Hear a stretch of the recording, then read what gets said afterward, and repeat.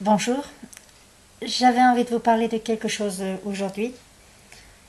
C'est peut-être un peu brouillon ce que je vais vous raconter, mais voilà, je me lance.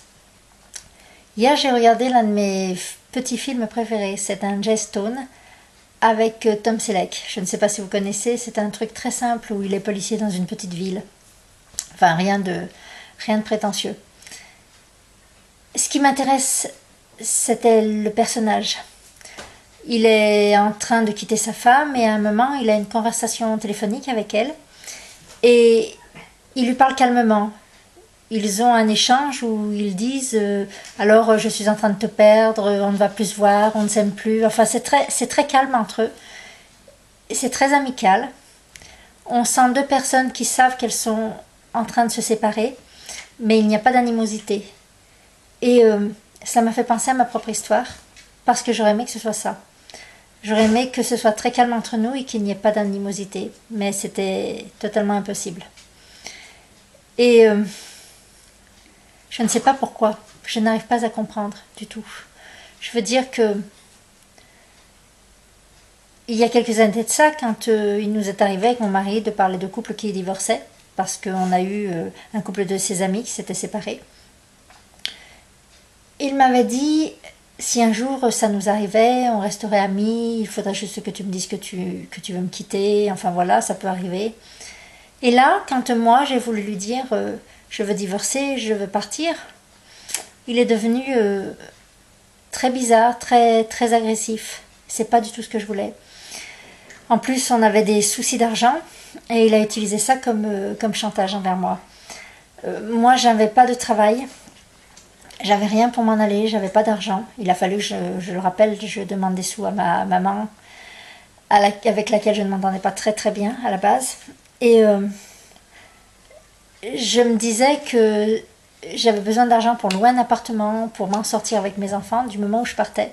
Alors que mon mari, lui, conservait son salaire et pouvait très bien s'en sortir, surtout sans nous.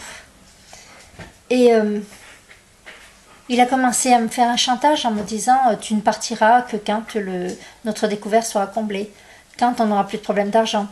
Sauf que tandis que moi, je faisais mon possible pour essayer de combler le découvert et faire que, il m'avait donné une date butoir, c'était fin avril, faire que d'ici fin avril, nous n'ayons plus de découvert, ou en tout cas que ça ait bien diminué, lui en rajoutait.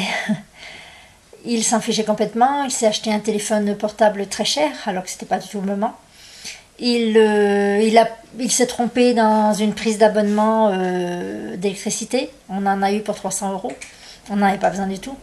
Donc là où moi je vendais mes films et où j'essayais de combler le découvert et qu'on s'en sorte et parce que j'avais envie de m'en aller, lui faisait le contraire. Donc j'ai très vite senti que quoi que je fasse, il n'y avait rien à faire. En plus, il m'avait dit si tu trouves du travail, ton salaire servira pour nous, pour le découvert, à nous apporter de l'argent à nous. Alors que moi, je me disais, si je travaille, mon salaire me servira à prendre un appartement et à m'en sortir avec mes enfants. Donc on n'était pas du tout sur la même longueur d'onde. Et c'est une des raisons pour lesquelles je l'ai fui. C'est qu'il n'y avait pas de dialogue possible. Lui a toujours pensé argent. Il n'y avait que l'argent qui comptait pour lui. Puis il passait avant nous, avant tout. Et moi, à ce moment-là, j'ai plus pensé argent, j'ai pensé m'enfuir parce que c'était pas possible.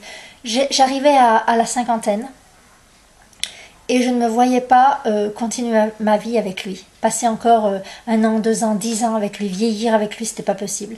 Parce que quand il me parlait de sa retraite, le seul fait de penser qu'il pourrait être constamment avec moi, là, dans la même pièce que moi, et être obligé de l'écouter, être obligé de le voir, m'était devenu totalement insupportable. Je sais que je le dis souvent, ce mot, insupportable, mais c'est le cas, je ne pouvais plus le supporter.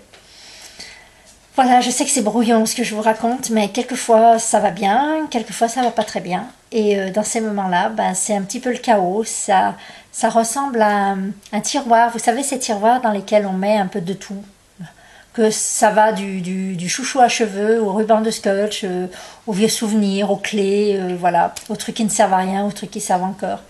Et on met ça dans un tiroir et de temps en temps on ouvre ce tiroir et on a des surprises. Et voilà, ma tête en ce moment, c'est un tiroir comme ça, il y a plein de trucs dedans. Et quand je me raconte, j'ai conscience que c'est parfois un peu chaotique. Alors voilà, en plus cette vidéo est peut-être un peu sombre parce que je n'avais pas la chambre à ma dispo et je l'ai prise dans mon salon. Donc en plus derrière, il se peut que vous voyez une partie de ma collection de DVD qui reste.